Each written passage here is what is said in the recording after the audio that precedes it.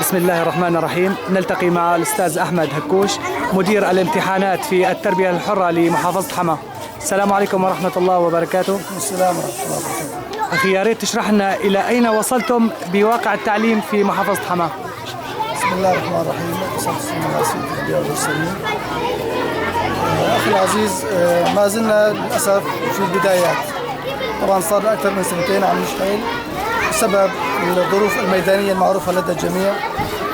صعب تحقيق إنجاز على المستوى المطلوب، لكن ولله الحمد استطعنا خلال هالفترة البسيطة هاي أن نأمن فرصة تعليم مناسبة نوعا ما وحسب الإمكانيات المتاحة للتلاميذ في مناطق النزوح.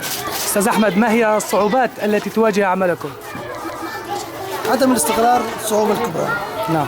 عدم تأمين المستلزمات الأساسية من البناء، يعني مثل ما معروف عم نعتمد للأسف على خيام، وبعد جهد جهيد حتى نحصل على خيام في بعض الأماكن، أو نلجأ إلى استئجار بعض البيوت وهي غير صالحة، فعم نستعين في الإمكانيات البسيطة، أحيانا حتى عم ندرسهم على الحصير على الأرض، لكن المهم توصل المعلومة للطالب، وإن شاء الله في تقدم المستقبل. ما هي الخطط المستقبلية للارتقاء بالمستوى التعليمي؟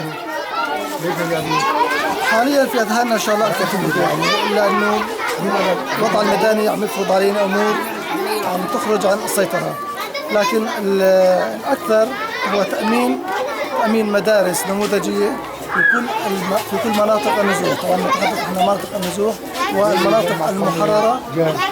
المناطق المحررة وضعها أحسن من أماكن النزوح، كون هناك إحصائية مستقرة وثابتة.